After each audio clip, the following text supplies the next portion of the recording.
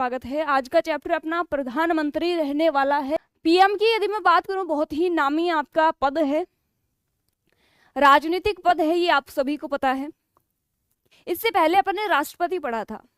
कोई भी टॉपिक या फिर कोई भी पद के बारे में जब अपन जानकारी लेते हैं तो अपन को यूं फील होना चाहिए कि कहीं ना कहीं अपन उस पद पे बैठे हैं, और अपने ऊपर उस पद को लेके जब अपन पढ़ते हैं तो उस पद की एक एक चीजें क्लियर हो जाती हैं।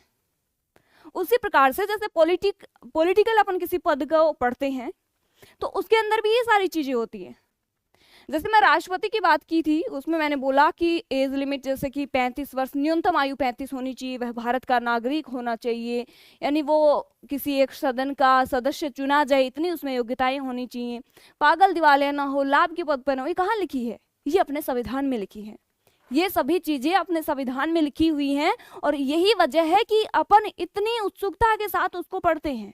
रीजन क्या है? क्योंकि अपन भारत के निवासी हैं, अपन भारत के नागरिक हैं, और अपनी एक उत्सुकता है कि अपने भारत देश में जो व्यवस्था चल रही है, जो राजनीति चल रही है, उस राजनीति में कैसे कैसे क्या होता है और कौन से पद में कैसी क्या सिचुएशन या फिर कैसी क्या व्यवस्थाएं की गई हैं, इन सभी का उल्लेख अपने भारत के संविधान में आपको मिलता है।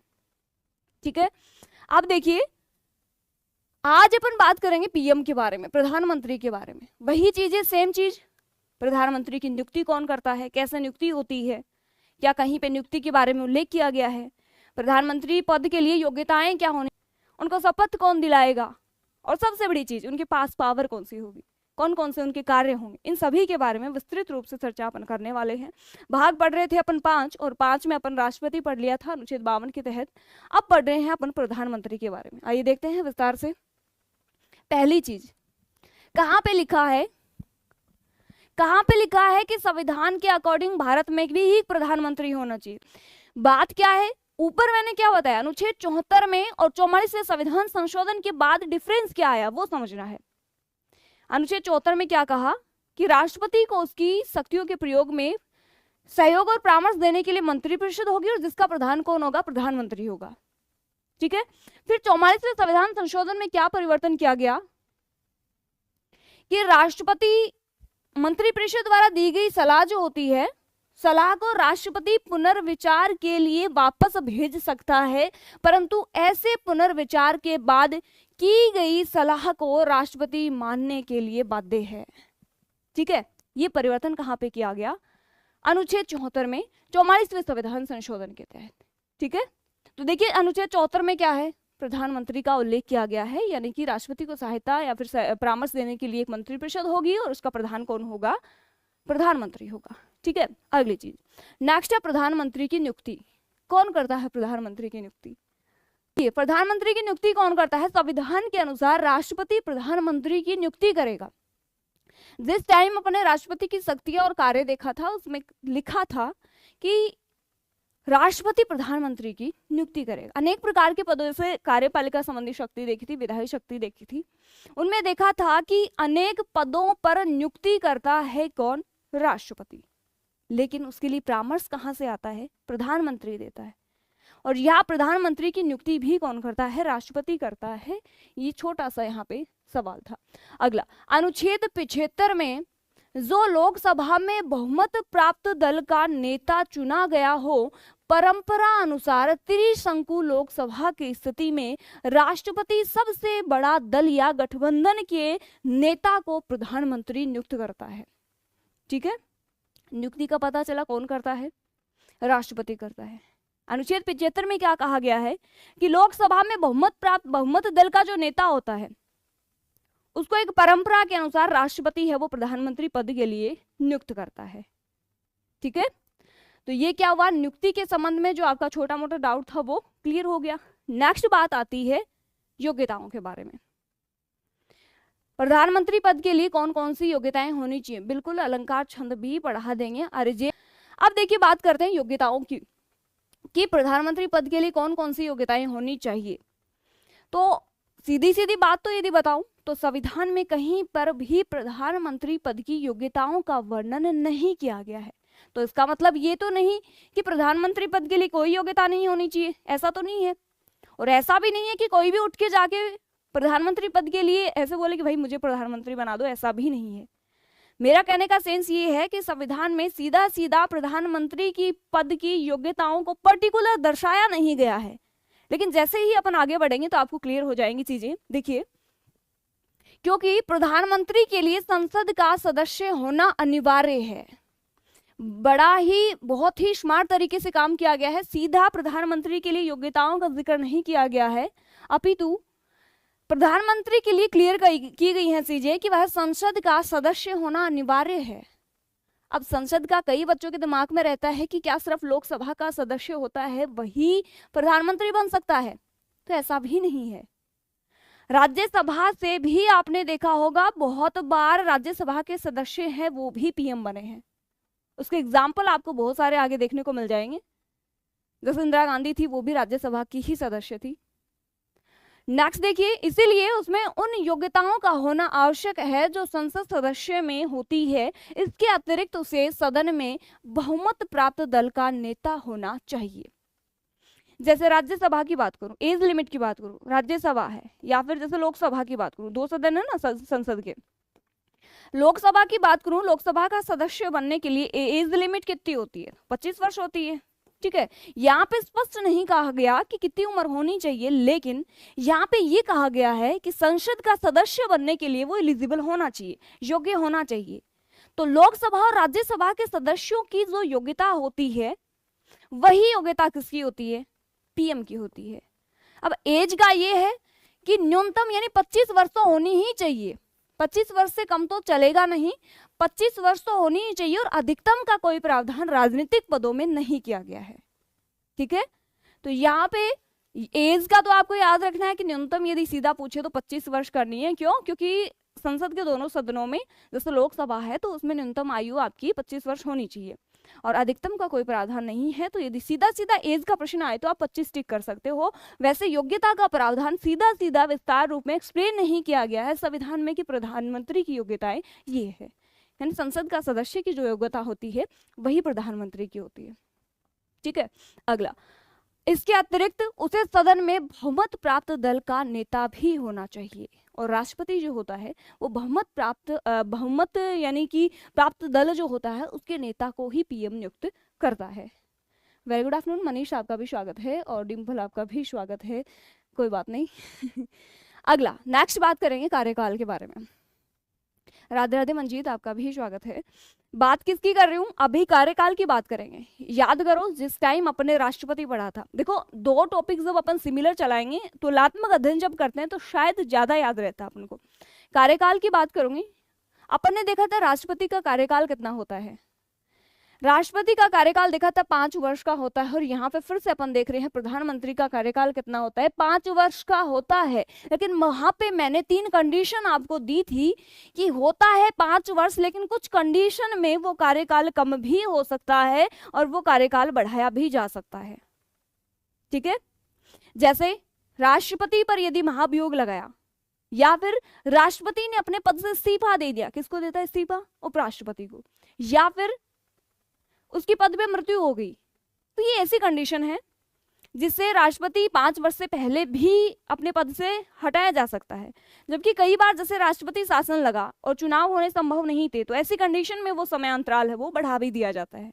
ठीक है, ये चीजें हैं। तो यहाँ पे भी सेम सिचुएशन है कि प्रधानमंत्री का कार्यकाल 5 वर्ष होता है, परंतु उसका कार्यकाल लोकसभा के बहुमत के समर्थन पर निर्भर करता है। ठीक है ना, थैंक यू डिम्पल। इनका कार्यकाल 5 वर्ष होता है, लेकिन वो डिपेंड किस पे करता है? लोकसभा के बहुमत के समर्थन पर, और जिस दिन बहुमत गिरा उस दिन प्रधानमंत्री का पद भी रिक्त हो जाएगा। ठीक है, ये 2-3 कंडीशन होती हैं। कई बार अविश्वास प्रस्ताव पारित हो जाता है, उस कंडीशन में भी 5 वर्ष का कार्यकाल पूरा नहीं कर पाते हैं। कई बार जिस बहुमत दल के नेता वो चुने जाते हैं उनका समर्थन है वो भी नेगेटिव चला जाता है, इस वजह से भी कार्यकाल कम हो सकता है। ठीक है, तो यहाँ पे देखिए स्पष्ट लिखा गया है कि प्रधानमंत्री का कार्यकाल 5 वर्ष होता है, परंतु उसका कार्यकाल लोकसभा के बहुमत के समर्थन पर निर्भर करता है। नेक्स्ट देखिए, लोकसभा में बहुमत खो देने तथा अविश्वास प्रस्ताव पास हो जाने पर प्रधानमंत्री को त्यागपत्र देना पड़ता है। ये दो सिचुएशन यहाँ पे मैंने बताई है। इस कंडीशन में वो समय से पहले पद रिक्त हो सकता है। सीधा सीधा पूछे तो कार्यकाल 5 वर्ष का होता है। क्या ऐसा पहले कभी हुआ है? तो जी बिल्कुल हुआ है। देखिए आगे देखेंगे अपन, प्रधानमंत्री का त्यागपत्र संपूर्ण मंत्रिमंडल का त्यागपत्र समझा जाता है। प्रधानमंत्री मंत्रिपरिषद का प्रधान होता है, ठीक है, और उसी को कौन चुनता है? राष्ट्रपति चुनता है। तो यदि प्रधानमंत्री त्याग पत्र दे देगा, जैसे सोचिए आप कोई स्कूल चल रहा है, कोई कोचिंग चल रहा है, कोचिंग का मेन जो डायरेक्टर है अगर वो कोचिंग को छोड़ देता है तो स्टाफ ऑटोमेटिक छोड़ेगा ना, जाएगा कहाँ, करेगा भी क्या अकेला?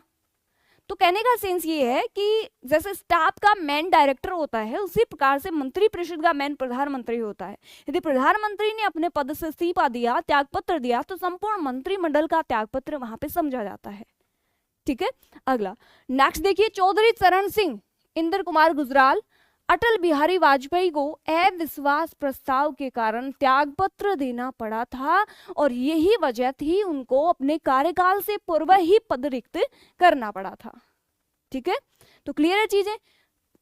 कार्यकाल 5 वर्ष होता है, लेकिन 2 कंडीशन बताई मैंने। एक तो यदि जिस दल से बहुमत उन्होंने प्राप्त किया है उनका समर्थन हट जाए, नेक्स्ट अविश्वास प्रस्ताव पारित हो जाए, उन कंडीशन में वो कार्यकाल है कम हो जाता है, ठीक है। हेलो भी अर्चना। अगला नेक्स्ट बात करेंगे प्रधानमंत्री के कार्यों और शक्तियों के बारे में।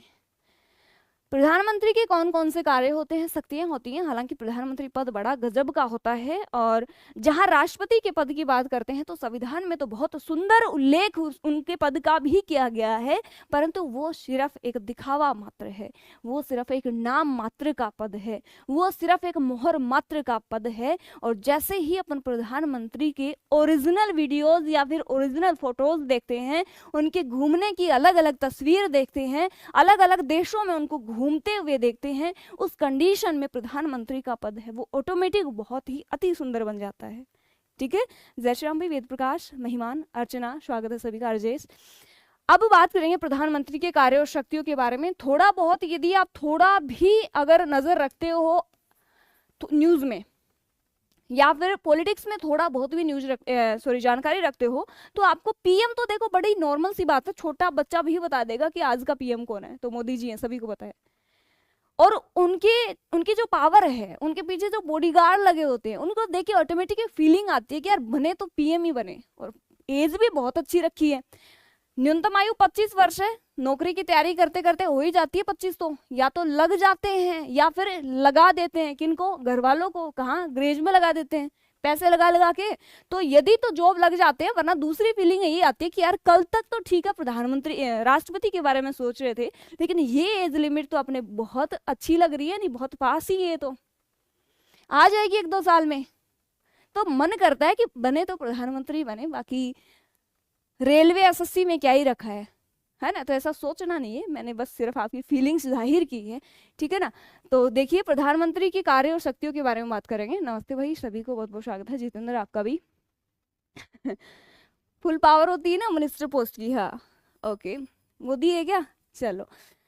देखिए नेक्स्ट अपन बात करेंगे, सबसे पहले राष्ट्रपति के संबंध में प्रधानमंत्री के कार्य या फिर शक्तियों की बात करेंगे। अनुच्छेद 78 आपको पता होगा, इसमें सिर्फ 2-3 अनुच्छेद ही हैं। एक तो आपका अनुच्छेद 74 है, एक अनुच्छेद 75 है और एक अनुच्छेद 78 है, ठीक है। एक अनुच्छेद 77 भी है। अनुच्छेद 77, इन चारों ही अनुच्छेदों के 4 ही अनुच्छेद है सिर्फ प्रधानमंत्री के बारे में, इनको आपको ध्यान रखना है। देखिए अनुच्छेद 74 में क्या था, एक मंत्रिपरिषद होगी राष्ट्रपति के परामर्श के लिए, उनकी सहायता के लिए, और उसका प्रधान पीएम होगा। ये कहाँ लिखा है, अनुच्छेद 74 में लिखा। अनुच्छेद 75 में कौन सी चीजें थी, उनकी नियुक्ति से संबंधित।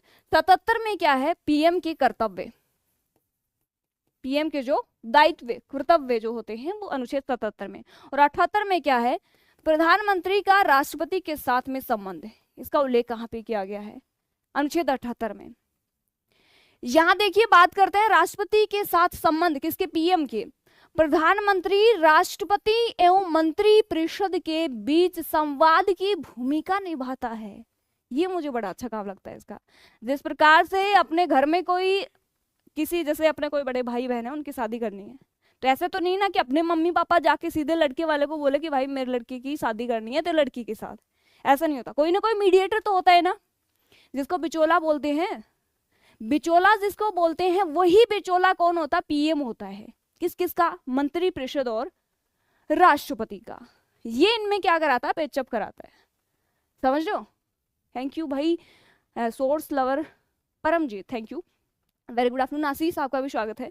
देखिए समझने की बात है, प्रधानमंत्री जो होता है राष्ट्रपति एवं मंत्री परिषद के बीच में संवाद की भूमिका निभाता है, बिचौलिया होता है, मीडिएटर होता है, एक दूसरे की बात है वो एक दूसरे तक पहुंचाता है। ठीक है, ये शक्ति किसके पास होती है? ये कार्य समझो या शक्ति समझो, किसके पास होती है? पीएम के पास होती है। ठीक है, राष्ट्रपति के संबंध में। और इसका उल्लेख कहाँ पे किया गया है? अनुच्छेद 78 में किया गया है। अगला मंत्री परिषद के संबंध में पीएम की शक्ति या फिर कार्य के बारे में। ठीक है, देखिए जैसे मंत्रियों के बीच विभागों का आवंटन व फेरबदल करना। क्या आपको पता है कि जो मंत्री होते हैं, जो भी मंत्रियों की भी अलग अलग पार्ट्स होते हैं, जैसे कैबिनेट मंत्री होती हैं, राज्य मंत्री होते हैं। यहाँ पे मैं बात कर रही हूँ मंत्रियों के बीच विभाग आवंटन व फेरबदल करना। जैसे कि राष्ट्रपति अपन ने जिस टाइम पढ़ा था उस टाइम मैंने आपको बताया था कि मंत्रियों के जो कार्य होते हैं वो निश्चित कौन करता है? राष्ट्रपति, जबकि मंत्रियों के बीच विभागों का आवंटन और उनका फेरबदल कौन करता है? पीएम करता है। और ये उनकी मंत्री परिषद के संबंध में शक्ति मान सकते हैं या फिर एज ए कार्य मान सकते हैं। ठीक है, चलिए तो जैसे मंत्रियों के बीच विभाग आवंटन व फेरबदल करना, ये किसका? पीएम का कार्य होता है, पीएम की शक्ति होती है। हाँ, नेक्स्ट देखिए, किसी व्यक्ति को मंत्री नियुक्त करने की सिफारिश राष्ट्रपति को करना या किसी मंत्री को त्यागपत्र देने अथवा राष्ट्रपति द्वारा बर्खास्त करने की सिफारिश करना, ये सभी के सभी शक्ति है वो पीएम को दी गई है। यानी कोई मंत्री यदि नियुक्त हो रहा है, कोई मंत्री यदि किसी मंत्री को नियुक्त करवाना है, उसको पद से बर्खास्त करवाना है या फिर त्यागपत्र देने, ये सभी इन सभी के संबंध में सिफारिश करता है कौन? पीएम। किसे? राष्ट्रपति से। तो ये भी क्या है? उसकी शक्ति है या फिर कार्य, आप जैसी भी आपकी फीलिंग्स है वो उसको आप जोड़ सकते हो इसको। ठीक है, तो ये क्या हुआ? मंत्री परिषद के संबंध में शक्ति होगी। अगला, मंत्री परिषद की बैठकों की अध्यक्षता और उनके निर्णय को प्रभावित करना, स्वयं के त्यागपत्र द्वारा मंत्री मंडल को बर्खास्त कर देना, ये भी क्या है? पीएम की शक्ति है। कि खुद देख, कई बार तो शक्ति दिखाता है ना, कई बार तो टोरा जमाने के लिए कर देता होगा, पर टोरा जमाने के लिए तो यार क्या ही पद से इस्तीफा देगा कि देख मैं एक दूंगा इस्तीफा और पूरा मंत्रिमंडल बर्खास्त। ये कहने सुनने में अच्छा लगता है, ऐसे सीधा दिया नहीं जाता क्योंकि बहुत मोटा पैसा होता होगा इसमें। तो अपन तो पैसे पे वैसे ही मरते हैं, है ना। तो अपन तो देखो एक बार बन भी गए ना तो पक्का अपन तो कोई त्यागपत्र के बारे में सोचेंगे ही नहीं, है ना। और आप भी मत सोचना, मैं भी नहीं सोचूंगी। यानी कि कहने का सेंस ये है कि मंत्रिपरिषद की बैठकों की अध्यक्षता, उनके निर्णयों को प्रभावित करना और स्वयं के त्यागपत्र से मंत्रिमंडल को बर्खास्त कर देना, ये भी क्या है? पीएम की शक्ति होती है। जैसे राष्ट्रपति में अपन ने देखा था कि वह संसद के प्रथम सत्र को आहूत करते हैं, संयुक्त अधिवेशन बुला सकते हैं, सत्रावसान कर सकते हैं। ठीक है, यहाँ पे लिखा गया है कि वह बैठकों की अध्यक्षता करते हैं, उनके निर्णय को प्रभावित करते हैं। ये सभी शक्तियां हैं, मंत्रिपरिषद संबंधी शक्ति हैं जो पीएम के पास वे है। ठीक है, अगला नेक्स्ट देखिए, बात करेंगे संसद के संबंध में कौन सी शक्ति है वो पीएम के पास होती है। देखिए, प्रधानमंत्री लोकसभा का नेता होता है। देखो पीएम जब बनता है तो उसके लिए ये चीजें क्लियर होती है कि उसको किसी भी एक सदन का सदस्य होना आवश्यक है, और यदि नहीं है तो 6 महीने के अंदर उसको बनना अनिवार्य है, क्योंकि उसमें एक मंत्री पद की योग्यताएं होनी चाहिए। क्योंकि सीधा अपन ने देखा था योग्यताएं उसके वर्णित नहीं है संविधान में कहीं पे भी, लेकिन वो संसद का सदस्य बनने योग्य हो और वो किसी एक सदन का सदस्य हो। फिर से रिपीट कर रही हूँ, यदि जिस टाइम वो पीएम चुना जाता है उस टाइम यदि किसी सदन का सदस्य नहीं हुआ तो 6 महीने का उसको टाइम दिया जाता है कि 6 महीने के अंदर वो किसी एक सदन का सदस्य हो। ठीक है, चलिए देखिए, बात कर रही हूँ संसद के संबंध में शक्तियों की कि प्रधानमंत्री लोकसभा का नेता होता है। ठीक है ना, लोकसभा का नेता होता है लोकसभा, जिसे द्वितीय सदन कहा जाता है, लोकप्रिय सदन भी कहा जाता है और निम्न सदन के नाम से भी लोकसभा को जाना जाता है। वो लोकसभा का क्या होता है, नेता होता है। ठीक है, अगला, संसद सत्र को आहूत करने, सत्रावसान करने संबंधी सलाह राष्ट्रपति को देता है। अभी मैंने बताया कि संसद के सत्र को आहूत करता है, सत्रावसान करता है, संयुक्त अधिवेशन बुलाता है, कौन, राष्ट्रपति। लेकिन उसके संबंध में सलाह कौन देता है, उसको पीएम देता है। यानी वो बेचारा मेरी तरह कमजोर होता है, कौन, राष्ट्रपति, और उसको सलाह की आवश्यकता होती है तो सलाह कौन देता है, उसको पीएम देता है। ठीक है, चलिए, ये क्या है, उसकी संसद के संबंध में शक्तियां। राष्ट्रपति से किसी भी समय लोकसभा विघटित करने की सिफारिश करना, ये भी एक बड़ी शक्ति है।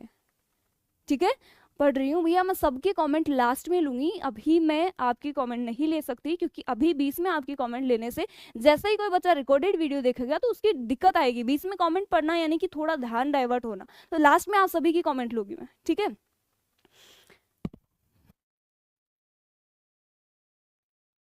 राष्ट्रपति से किसी भी समय लोकसभा विघटित करने की सिफारिश कर सकता है, कौन, पीएम कर सकता है। सर एक सेकंड नीचे करना, डिम्पल मैं आपका कमेंट भी लास्ट में लूंगी, आप लास्ट तक सेशन में रहना, मैंने दिखाई नहीं दिया, बड़ा कमेंट था, ऊपर चला गया। देखिए, राष्ट्रपति से किसी भी समय लोकसभा विघटित करने की सिफारिश करता है, कौन, पीएम करता है। अगला नेक्स्ट है, संसद में सरकार की नीतियों की घोषणा करना। आपने देखा होगा जैसे योजना आयोग, जिसे नीति आयोग में चेंज कर दिया गया है, ऐसे बहुत सारी चीजें हैं। अनेक नीतियों की घोषणा करने की शक्ति भी संविधान में पीएम को दी गई है, ये आपको स्पष्ट पता है यदि आप थोड़ी भी रुचि पॉलिटिक्स में रखते हैं, राजनीति में रखते हैं। बहुत अच्छा, जैसे आपने बताया नीति आयोग का अध्यक्ष होता है, राइट। ठीक है, तो ये क्या है, उसकी मंत्रिपरिषद या फिर संसद के संबंध में शक्तियां थी। कुछ अन्य शक्तियों की भी बात करूंगी, राइट महिमान, बहुत अच्छी बात है। अगला, अन्य शक्तियां व कार्य, जैसे राष्ट्र की विदेश नीति को मूर्त रूप देने में प्रभावी भूमिका होता है। ये तो आप बड़े अच्छे से समझ पाते हो। कैसे, जैसे आप बार बार फोटोज देखते हो, जैसे एक गए थे अभी कुछ दिन पहले का मामला था, कुछ दिन पहले अपने पीएम गए थे ना लक्षद्वीप, वो एक छोटा सा मसला सा उलझ गया था बेफालतू का सा। तो आप भी देखते होंगे बहुत सारी फोटोज आती हैं, जैसे हर तीसरे दिन नई फोटो आती है कि आज अपने पीएम जो है वो इस देश का दौरा कर रहे हैं, अभी भूटान गए हुए हैं, कभी कहाँ। तो ये क्या है, राष्ट्र की विदेश नीति को मूर्त रूप देने में प्रभावी भूमिका होती है, किसकी, पीएम की। ठीक है, ये इसकी एक शक्ति मान सकते हैं, एज ए इसका वर्क मान सकते हैं। ठीक है, चलिए नेक्स्ट देखिए, केंद्र सरकार का प्रमुख प्रवक्ता होता है, ये तो सबको पता है। केंद्र सरकार का प्रमुख प्रवक्ता कौन होता है, पीएम होता है। अगला, राष्ट्रीय विकास परिषद, राष्ट्रीय एकता परिषद, अंतरराष्ट्रीय राज्य परिषद और राष्ट्रीय जल संसाधन परिषद का भी अध्यक्ष होता है, कौन, प्राइम मिनिस्टर, पीएम, प्रधानमंत्री। कितनी शक्ति है यार, पढ़ने का मन ही नहीं करता, सोचते क्या ही करेंगे पढ़ के, पीएम बन जाए तो अच्छा है। कितनी सारी शक्तियां, कितनी पावर मिली हुई, लेकिन शायद उसमें माथाफोड़ी भी उतनी होती होगी, जितने यहाँ पे पावर दी गई है उतनी माथाफोड़ी भी होती होगी। और आपकी जॉब का तो अच्छा ना, एक बार जॉब लग जाओगे परमानेंट हो जाओगे, ऐसे भी नहीं 5 साल बाद में या फिर 5 साल से पहले हटा दिए जाओगे, ऐसा कुछ भी नहीं है। तो पहली प्रायोरिटी तो आपको जॉब की ही होनी चाहिए। ठीक है, चलिए देखिए, इस प्रकार प्रधानमंत्री की देश में राजनीतिक प्रशासनिक व्यवस्था में अति महत्वपूर्ण एवं प्रभावी भूमिका है, महान्यायवादी। देखिए, कोई भी टॉपिक आप चाहे कोई भी किसी भी सब्जेक्ट में उठा लीजिए जयवाला जी, कोई भी टॉपिक अगर अपन पढ़ते हैं, जैसे आज का अपना टॉपिक महान्यायवादी है, तो पीछे भी अपन ने बहुत सारे टॉपिक पढ़े हैं। कोई भी टॉपिक अगर अपन पढ़ते हैं तो उस टॉपिक का अपन को परिचय पता होना चाहिए कि वो टॉपिक है क्या। जैसे पीछे भी अपन ने बहुत सारे टॉपिक पढ़े हैं, तो उन टॉपिक्स का पहली चीज तो ये है कि जो नाम अपन पढ़ रहे हैं उनके बारे में जानकारी होनी चाहिए। आज भी अपन महान्यायवादी के बारे में पढ़ने वाले हैं, तो इसमें भी वही चीजें कि कैसे नियुक्त होगा, कितना कार्यकाल होगा, कितनी उसके पास पावर होगी, क्या क्या कार्य करेगा और कौन सी इस पे सीमाएं हैं, ये सभी चीजें अपन इस वीडियो में पढ़ने वाले हैं। ठीक है, तो बहुत बहुत स्वागत है एक बार फिर से आप सभी का आज के इस लाइव सेशन में। सबसे पहले तो अनुच्छेदों की बात करेंगे कि किस अनुच्छेद में कहाँ पे लिखा है कि भारत के संविधान में कि एक महान्यायवादी होगा। तो आपकी जानकारी के लिए बता दूं, सीक्वेंस में अपन चल रहे हैं। हाँ, अटॉर्नी जनरल, बिल्कुल ठीक बोला। 76 आर्टिकल आपने लिखा है, बहुत अच्छी बात है। जो भी जानकारी आपको होती है आप साथ साथ में जानकारी लिखते जाइए ताकि आपको ज्यादा याद होगा। पहली चीज, छोटी सी चीज देखेंगे कि भारत का महान्यायवादी संघ की कार्यकारिणी का एक अंग है। एजी देश का सर्वोच्च कानूनी अधिकारी होता है। यहाँ पे देखिए अनुच्छेद की बात करें, आपने लिख भी दिया है 76 आर्टिकल होता है। संविधान के अनुच्छेद 76 में सीधा प्रश्न आता है, बहुत बार आता है, हाँ सरकार का आदमी होता है, सीधा प्रश्न आता है कि किस अनुच्छेद में महान्यायवादी का वर्णन किया गया, क्योंकि अपन ऐसे तो मानेंगे ही नहीं। जैसे मैंने बोल दिया कि अनुच्छेद 76 में महान्यायवादी, नहीं मानेंगे, लेकिन बोला कि संविधान के तहत ये लिखा गया है कि अनुच्छेद 76 में महान्यायवादी पद का प्रावधान किया गया है, तो आप कंफर्म याद करोगे क्योंकि वो संविधान में पहले से लिखा हुआ है। मेरा कहना तो नहीं मानोगे, है ना, लेकिन संविधान का तो मानोगे। तो अनुच्छेद 76 में भारत के महान्यायवादी के पद का प्रावधान किया गया है, याद रख लेना, इजी प्रश्न है। 2 प्रश्न यहाँ पे बने। देश का सर्वोच्च कानून अधिकारी कौन होता है? महान्यायवादी होता है। कहाँ पे इसका प्रावधान किया गया है? अनुच्छेद 76 में इसका प्रावधान किया गया है। ठीक है, तो नियुक्ति और पात्रता क्या होनी चाहिए? कौन व्यक्ति है वो बन सकता है क्या? महान्यायवादी। देखिए, महान्यायवादी की नियुक्ति राष्ट्रपति द्वारा सरकार की सलाह पर की जाती है। एक ही लाइन याद रखनी है, महान्यायवादी की नियुक्ति कौन करता है? तो राष्ट्रपति करता है ना। तो महान्यायवादी की नियुक्ति राष्ट्रपति द्वारा या फिर सरकार की सलाह पर की जाती है। नेक्स्ट, अगला, वह भारत का नागरिक हो। योग्यताएं, ठीक है, हाँ राष्ट्रपति इसकी नियुक्ति करता है। अब देखते हैं योग्यताएं। पहली चीज, चाहे वो राष्ट्रपति हो चाहे उपराष्ट्रपति हो, सभी के लिए अपन ने देखा कि वह क्या होना चाहिए? भारत का नागरिक होना चाहिए। अगला, सर्वोच्च न्यायालय का न्यायाधीश नियुक्त होने के लिए योग्य होना चाहिए। सीधे रूप में योग्यता नहीं बता रखे हैं। सबसे पहली चीज वो भारत का नागरिक हो, दूसरी चीज सर्वोच्च न्यायालय का न्यायाधीश नियुक्त होने के योग्य होना चाहिए। कौन? महान्यायवादी, तभी जाके महान्यायवादी बन पाएगा। नेक्स्ट, उच्च न्यायालय के न्यायाधीश के रूप में कार्य करने का, देखिए उच्च न्यायालय के न्यायाधीश के रूप में कार्य करने का तो उसको 5 वर्ष का अनुभव होना चाहिए, या फिर ये नहीं है, वेरी गुड आफ्टरनून आशीष, ये नहीं है तो किसी उच्च न्यायालय के वकालत की 10 वर्षों का अनुभव होना चाहिए, अथवा राष्ट्रपति के मतानुसार वह न्यायिक मामलों का योग्य व्यक्ति होना चाहिए। हाँ वेरी गुड पूजा, वह भारत का नागरिक होना चाहिए।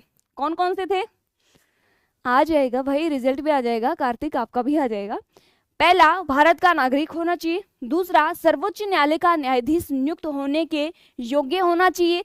तीसरा, उच्च न्यायालय के न्यायाधीश के रूप में कार्य करने का 5 वर्ष का अनुभव, या फिर उच्च न्यायालय में वकालत के तौर पे 10 वर्ष का अनुभव। ये भी नहीं है तो राष्ट्रपति के मतानुसार वह न्यायिक मामलों में पारंगत व्यक्ति होना चाहिए। क्लियर है? 3-4 चीजें बताई। भारत का नागरिक हो, दूसरा सर्वोच्च न्यायालय का न्यायाधीश नियुक्त होने के लिए योग्य हो, तीसरा या तो उच्च न्यायालय में यदि वकील के रूप में कार्य कर रहा है या फिर न्यायाधीश के रूप में कार्य कर रहा है तब तो 5 वर्ष का अनुभव, और यदि वकील के रूप में कार्य कर रहा है तो 10 वर्ष का अनुभव माना गया है। यदि ये दोनों भी नहीं है, उस कंडीशन में राष्ट्रपति की नजर में वो एक न्यायिक मामलों में योग्य व्यक्ति होना चाहिए, पारंगत व्यक्ति होना चाहिए। ठीक है, चलिए क्लियर है यहां तक? हाँ बिल्कुल देंगे आशीष। अगला नेक्स्ट बात करेंगे कार्यकाल की। योग्यताएं अच्छे से समझ आ गई? अभी तक मैंने क्या पढ़ा है आपको? पहली चीज, महान्यायवादी का उल्लेख कहां पे किया गया है? अनुच्छेद 76 में किया गया है। दूसरी चीज, इसकी नियुक्ति कौन करता है? राष्ट्रपति के द्वारा किया जाता है सरकार की सिफारिश पर। तीसरी चीज, योग्यता अपन ने देखा भारत का नागरिक हो, उच्च न्यायालय में अगर न्यायाधीश है तो 5 वर्ष का अनुभव, उच्च न्यायालय में वकील है तो 10 वर्ष का अनुभव, या फिर राष्ट्रपति की नजर में वो न्याय में पारंगत होना चाहिए। नेक्स्ट बात करेंगे कार्यकाल की। कार्यकाल की बात करते हैं, कितने वर्ष का उसका कार्यकाल होता है, क्योंकि अपन को तो यही लगा होता है कि यार अगर महान्यायवादी बन भी जाए तो कितने क्या साल का काम होगा, कितने क्या पैसे मिलेंगे, यही होती है अपनी तो मेन डिमांड। तो संविधान द्वारा तय नहीं किया गया है कि महान्यायवादी का कार्यकाल 5 वर्ष है, 6 वर्ष है, 7 वर्ष है, ऐसा कुछ नहीं है। क्यों? क्योंकि वह राष्ट्रपति के प्रसाद पर्यंत कार्य करता है। ठीक है ना? ओके ठीक है। अब देखिए बात करेंगे निष्कासन कैसी कंडीशन में होता है। कार्यकाल का अपन ने देख लिया, स्वागत है सभी का, स्वागत है दिल से। राष्ट्रपति के बारे में अपन ने देख लिया, हाँ जो पहले हो बहुत अच्छी बात है, यानी राष्ट्रपति के प्रसाद पर्यंत वो कार्य करता है। निष्कासन कैसे हो सकता है, हटा कैसे सकते हैं वो देखना। यहां पे लिखा हुआ है,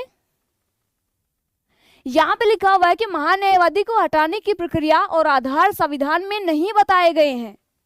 जिस प्रकार से राष्ट्रपति को हटाने के लिए महाभियोग की प्रक्रिया है, जिस प्रकार से लोकसभा में अविश्वास प्रस्ताव पारित होने पर प्रधानमंत्री को पद से इस्तीफा देना पड़ता है, ऐसी कोई कंडीशन महान्यायवादी के लिए नहीं रखी गई है।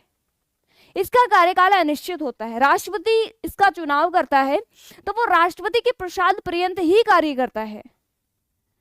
राष्ट्रपति जो है वो किसी भी समय उसको हटा सकता है। उसको हटाने के लिए कोई पर्टिकुलर किसी सदन में प्रस्ताव नहीं लाना पड़ता है और ना ही पेश करना पड़ता है, अपितु वो राष्ट्रपति जितने दिन चाहेगा उसे लगाए रखेगा और जितने दिन चाहे जब भी चाहेगा उसको हटा सकता है। रीजन क्या है कि वो उसके प्रसाद पर्यंत, राष्ट्रपति के प्रसाद पर्यंत पद धारण करता है। हाँ बहुत अच्छी बात। तो देखिए स्पष्ट लिखा हुआ है कि वह राष्ट्रपति के प्रसाद पर्यंत पद धारण करता है, अर्थात राष्ट्रपति द्वारा किसी भी समय उसको हटाया जा सकता है। तो कोई फिक्स इसका कार्यकाल नहीं है। ठीक है, राम राम भाई सभी को। अगला नेक्स्ट बात करेंगे कर्तव्य और कार्यों की। ओके दिव्या वर्मा आपका भी बहुत बहुत स्वागत है। देखिए कर्तव्य और कार्यों की बात करेंगे कि महान्यायवादी की कौन कौन सी ड्यूटीज होती हैं और कौन कौन से इसके वर्क होते हैं। चलिए देखते हैं। यहाँ पे लिखा हुआ है ऐसे कानूनी मामलों पर भारत सरकार को सलाह देना जो राष्ट्रपति द्वारा उसे भेजे जाते हैं। भाई सीधे तौर पे यदि बताऊं तो ये राष्ट्रपति का क्या होता है, कठपुतली होता है। ठीक है, यानी राष्ट्रपति, बहुत अच्छी बात है भवानी सिंह मैम, यूट्यूब से आज से हिंदी पढ़ी थी और आप भी सही हुए हैं। चलो अच्छी बात है, बहुत ही शानदार बात है जीडी में। चलो बात कर रही हूं मैं महान्यायवादी के कार्यों की। तो ऐसे कानूनी मामले जो भारत सरकार को सलाह देना, ऐसे कानूनी मामलों पर भारत सरकार को अपनी सलाह देना जो राष्ट्रपति द्वारा भेजे जाते हैं। रीजन क्या है कि राष्ट्रपति उसको चुनता है, तो उन सभी मामलों पे सलाह देगा भारत सरकार को कौन, महान्यायवादी। नेक्स्ट है कानूनी रूप से ऐसे अन्य कर्तव्यों का पालन करना जो उसे राष्ट्रपति द्वारा सौंपे जाते हैं। यानी जो भी राष्ट्रपति कार्य उसको देगा, जो भी कर्तव्य हैं उनका पालन करेगा जो राष्ट्रपति उसको बोलेगा। मेन चीज तो ये है। वेरी गुड इवनिंग अनंत, आपका भी स्वागत है। नेक्स्ट भारत सरकार की ओर से उन सभी मामलों में जो कि भारत सरकार से संबंधित है सर्वोच्च न्यायालय या किसी भी उच्च न्यायालय में उपस्थित होना। अगली चीज योग्यता में अपन ने देखा था सर्वोच्च न्यायालय से संबंधित योग्यताएं उसमें होनी चाहिए। यहाँ पे लिखा गया है कि भारत सरकार की ओर से, कई बार होता है ना जैसे सरकार की ओर से कई लोग जाते हैं तो उनमें महान्यायवादी भी एक है। जैसे भारत सरकार की ओर से उन सभी मामलों में जो कि भारत सरकार से संबंधित है सर्वोच्च न्यायालय का या फिर किसी भी उच्च न्यायालय में उपस्थित होना सरकार की ओर से जाएगा कौन, महान्यायवादी। ठीक है, ये भी क्या उसका कर्तव्य है, उसका कार्य है। जो भी राष्ट्रपति उसको काम देगा वो सभी के सभी उसको पूरे करने होंगे। शॉर्टकट ये है। ठीक है, अगला नेक्स्ट है संविधान के अनुच्छेद 143 सर्वोच्च न्यायालय से परामर्श करने की राष्ट्रपति की शक्ति के तहत राष्ट्रपति द्वारा सर्वोच्च न्यायालय में किए गए किसी भी संदर्भ में भारत सरकार का प्रतिनिधित्व करता है। यानी सीधा सीधा तो ये है, पालन नहीं करेगा तो राष्ट्रपति के हाथ में है, राष्ट्रपति यूं उड़ा देगा उसको, क्योंकि नियुक्त किसने किया है, राष्ट्रपति ने किया है। सरकार की सलाह पर राष्ट्रपति ने नियुक्त किया है। यदि राष्ट्रपति का ही कहा नहीं मानेगा, राष्ट्रपति की बात ही नहीं मानेगा तो जेपी उसको यूं हटा देगा राष्ट्रपति, और ये उसको पता है। और यही रीजन है कि महान्यायवादी राष्ट्रपति जो कहता है वो करना उसको जरूरी होता है। ठीक है, वेरी गुड इवनिंग, सभी का स्वागत है। तो देखिए संविधान के अनुच्छेद 143 सर्वोच्च न्यायालय से परामर्श करने की राष्ट्रपति की शक्ति जो है के तहत राष्ट्रपति द्वारा सुप्रीम कोर्ट में किए गए किसी भी संदर्भ में भारत सरकार का प्रतिनिधित्व करेगा कौन, महान्यायवादी। ये इसकी ड्यूटी, चाहे कर्तव्य मानो चाहे उसका कार्य मानो, समझ रहे हो। चलिए वेरी गुड इवनिंग डेविल, आपका भी स्वागत है। हाँ राष्ट्रपति, बहुत अच्छी बात है।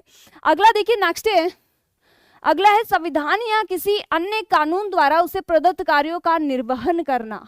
ये भी क्या है, महान्यायवादी का कार्य। यानी बेचारा वो तो हर जगह से पीस ही रहा है, जितना मजा अपन को राष्ट्रपति और उपराष्ट्रपति या फिर प्रधानमंत्री बनने में आया, यहाँ देखा तो बहुत उल्टा सिस्टम चल रहा है।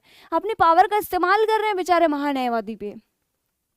निष्कासन की कोई प्रक्रिया नहीं है नरेंद्र यादव, मैं एक बीच में आपका प्रश्न ले लेती हूँ। इसके निष्कासन की या फिर हटाने की कोई प्रक्रिया संविधान में उल्लेख नहीं है। इसका रीजन ये है कि इसका जो महान्यायवादी है, इसका निर्वाचन या फिर बोले तो इसको राष्ट्रपति के द्वारा नियुक्त किया जाता है और राष्ट्रपति के प्रसाद पर्यंत ये कार्य करता है। राष्ट्रपति को यदि लगा कि सही से काम नहीं कर रहा है तो इसको हटा दिया जाएगा। यही इसकी निष्कासन की प्रक्रिया है। बाकी जैसे संविधान में अपन देखते हैं कि राष्ट्रपति के लिए महाभियोग की प्रक्रिया अनुच्छेद 61 में, प्रधानमंत्री का भी मैंने बताया कि यदि लोकसभा भंग हो जाती है या फिर अविश्वास प्रस्ताव पारित हो जाता है, ऐसी कंडीशन में प्रधानमंत्री को भी हटाया जा सकता है ना। लेकिन इसके लिए ऐसा कुछ भी संविधान में लिखित नहीं है। समझ पा रहे हो?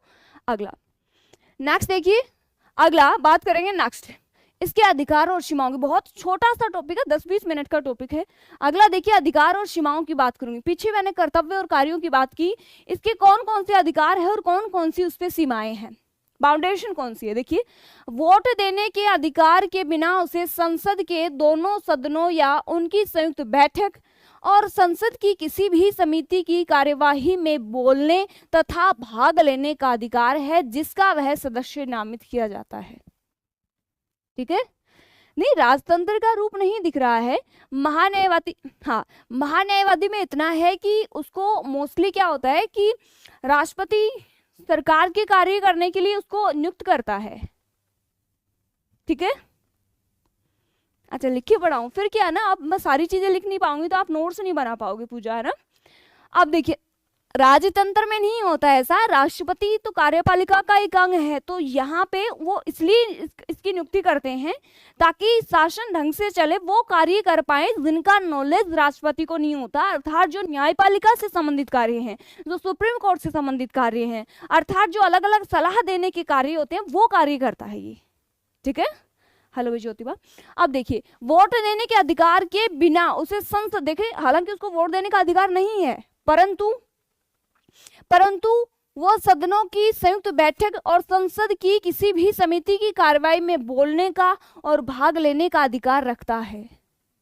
ठीक है, नेक्स्ट, जिसका वह सदस्य नामित किया जाता है, वहां पे वो बोल सकता है और भाग भी ले सकता है उसमें। ठीक है ना, नहीं सोनी ऐसा नहीं है। अगला, वह उन सभी विशेषाधिकारों और उन्मुक्तियों का हकदार होता है जो एक संसद का सदस्य को प्राप्त होता है। इस साइड अपन ने क्या देखा,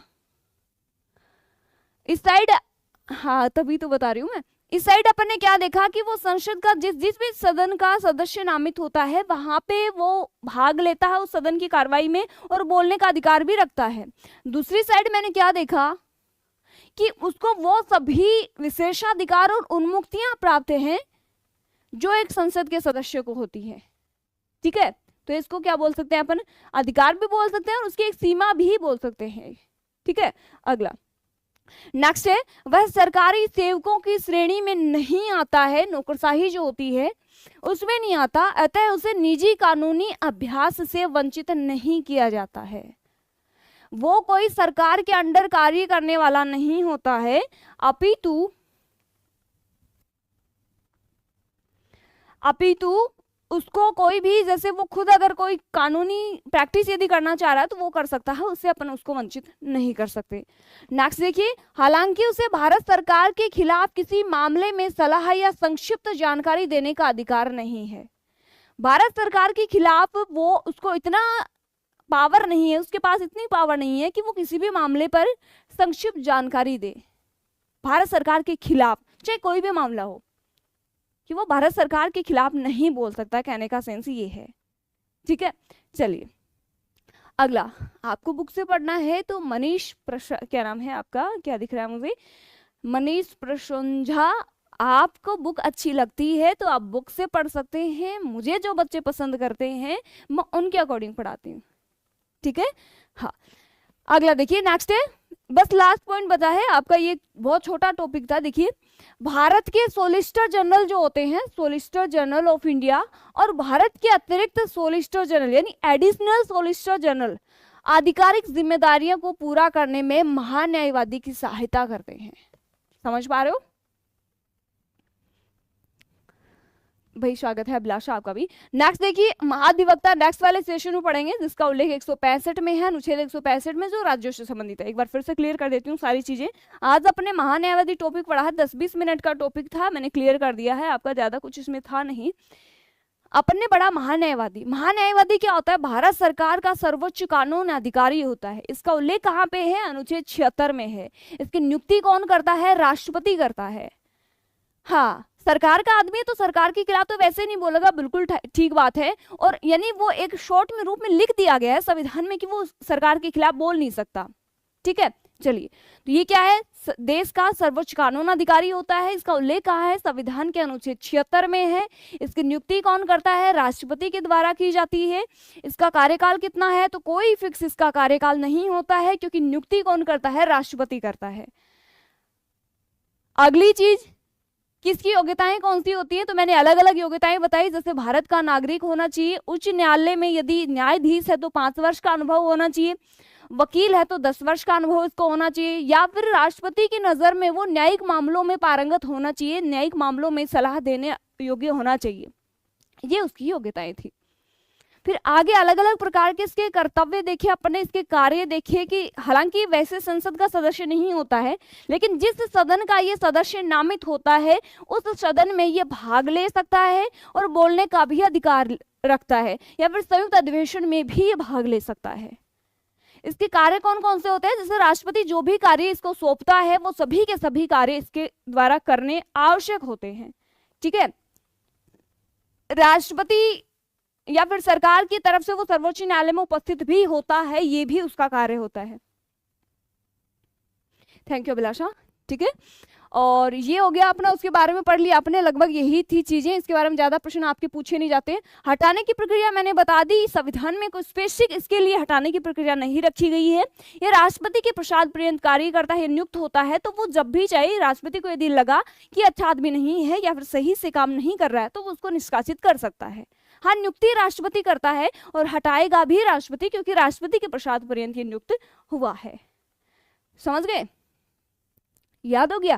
देखो ज्यादा नहीं है इसमें, ज्यादा रामायण आपको याद नहीं करनी है, बस इतनी ही चीजें याद करनी है, बड़ा कुछ नहीं याद करना है इसमें। अधिकार और सीमाएं भी वही है, जैसे एक संसद का सदस्य होता है ना, संसद के सदस्य को जितने विशेषाधिकार या उन्मुक्तियां प्राप्त होती हैं उतनी ही इसको होती है। ठीक है, ये है। और बाकी मैंने बता दिया कि ये वैसे कोई खुद जैसे निजी कानूनी अभ्यास भी कर सकता है, उससे भी अपन इसको वंचित नहीं कर सकते। एक पॉइंट मैंने बताया कि सरकार के खिलाफ ये नहीं बोल सकता, और इसका रीजन ये है कि सरकार का ये आदमी है तो सरकार के खिलाफ क्या ही बोलेगा। ठीक है, तो ये हो गया अपना, ये हो गया अपना महान्यायवादी टॉपिक। बहुत छोटा सा टॉपिक था, आई होप आपको समझ आया होगा, और मैंने पूरी कोशिश की, इतने ही प्रश्न यहाँ से मैंने देखे हैं इसके। हाँ, तो अभी तक के लिए तो इतना ही, वैसे मेहनत कीजिए और अपने लाइफ में भी अच्छे अच्छे रंग लगाइए। ठीक है, तो मिलेंगे फिर नेक्स्ट वीडियो में। आज की सेशन में जुड़ने के लिए सभी का दिल से धन्यवाद। नेक्स्ट सेशन में नेक्स्ट टॉपिक के साथ, नए टॉपिक के साथ। ठीक है, तो थैंक यू सो मच, सभी का बहुत बहुत धन्यवाद। हाँ, हिंदी भी पढ़ाती हूँ। अभिलाष थैंक यू, सूरज, नेहा, अनामिका, महिमान, सोनी, अनंत, सभी का दिल से शुक्रिया। तो चलते हैं अभी इंडियन कार्तिक, थैंक यू आपका भी। टीपू, बहुत बहुत धन्यवाद। अभी तक के लिए इतना ही, मिलते हैं फिर नेक्स्ट वीडियो में। हाँ, तो मिलते हैं नेक्स्ट वीडियो में, तब तक के लिए सभी को नमस्कार, जय हिंद, जय भारत।